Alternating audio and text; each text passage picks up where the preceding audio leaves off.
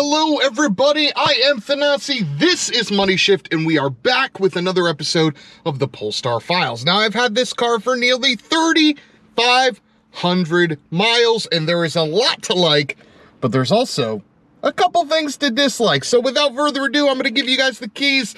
Let's take a walk around and look at the pain points of the Polestar 2. This is the 2022 Polestar 2 dual motor. My model specifically is the base model, which means it has no additional options over a regular Polestar 2. So what you're looking at is literally as bare bones as you can get a Polestar 2 dual motor. Now this car comes in at $48,000 base. If you get the single motor, if you get the dual motor, it adds a little bit of money. The dual motor adds a motor in the back, giving this thing 480 pound-feet of torque, allowing it to go to 0 to 60 in just over 4 seconds. So what is there not to like about the Polestar 2? It's got a lot going for it, right? It looks really good.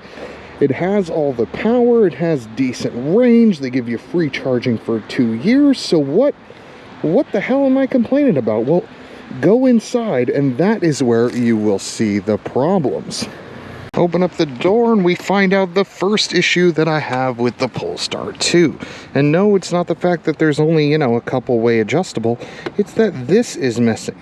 This isn't power. You actually have to use this freaking knob to turn and move this whole seat front and back, and it's an impossible thing to do while driving. I don't understand why they do it.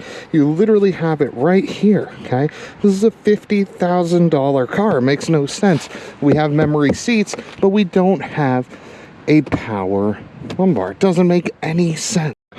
Hopping inside, number 2 is right in front of us. It's this guy, okay? On Volvo steering wheels, this is what controls the cruise control, but here we have a lot of dead buttons. So this is what you use to turn it on. This increases your speed or resets it. This decreases your speed, but this doesn't work. This doesn't work. Why? Because this is a $50,000 car that does not have radar cruise. That's right. This is just regular bog standard cruise control. It makes no sense. So the only buttons that work is this, this, and this. All I can do is set my regular cruise control. This thing's 50 grand. What the heck? It makes no sense at all. Number 3, we're staying in the interior. Guys, there are so many small, frustrating things inside this cabin. We'll get to that in a second, but it has to do with this cup holder. Now, you see I got a small can in here, and yes, it does float around a little bit, but that's to be expected when you have these sort of tiny cans here.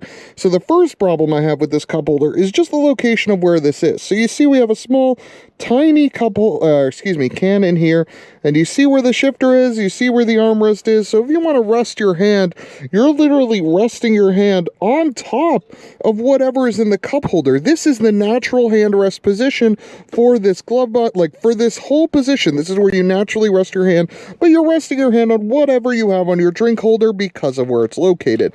If it was somewhere up here, you at least could sort of hang around it. If it was somewhere over here, wouldn't even be a problem, but it's right here, and it's in the middle of everything. But that isn't even the worst issue. Let's say you have a passenger here, okay? Maybe you're not forever alone, and you got someone riding with you. Well, if they want to have anything, where's their cup holder? Uh-oh, it's in here.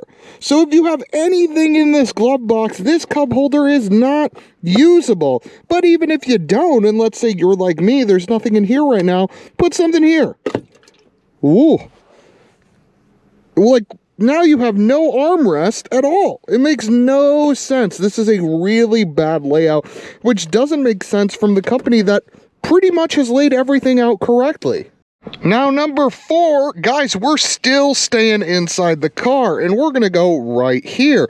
This is a $48,000 car that looks like it has wireless charging, but it does not. My phone is here, and it is indeed not charging. We have to plug in a USB-C, and then we have to plug in our phone to charge it. That is literally the only way you can charge it as you're driving. Now, the good news is you have full screen Apple CarPlay, which I will show you guys right now.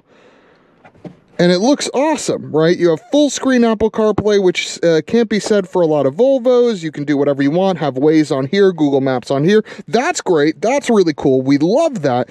But you don't have wireless charging. Makes zero sense. All right, the last problem has to do with this HVAC controls. Now you see it on the screen here, it's laid out pretty fine.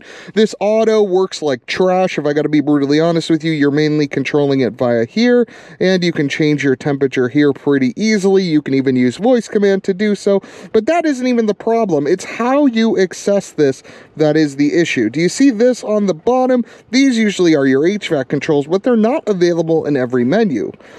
I have performance up, it's available. Cool, that's great. I have plug share up, it's available. Cool, that's great. But if I'm in my settings, or if I'm on my radio, or if I'm on my Bluetooth, there are specific moments where I can't access my HVAC. So if I'm here, right, which is natively where the car opens for me, I have to click into something again in order to access the HVAC. It is not just available, or there isn't a button I can press here that'll bring me to my HVAC. It doesn't make sense. We have some buttons here, okay, for the defrosters and for play and for hazard, but it doesn't change this screen at all. There's no way that I can quickly access my HVAC from this. I have to press in here and I have to press in here, which is very, very annoying.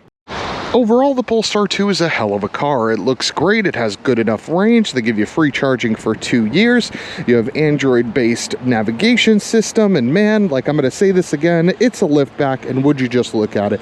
This car looks awesome. Also, the tuning of the driving is sublime. Polestar did a really great job at fine-tuning the small things which are hard to do on an electric car. So what do you guys think? 50 G's, worth it?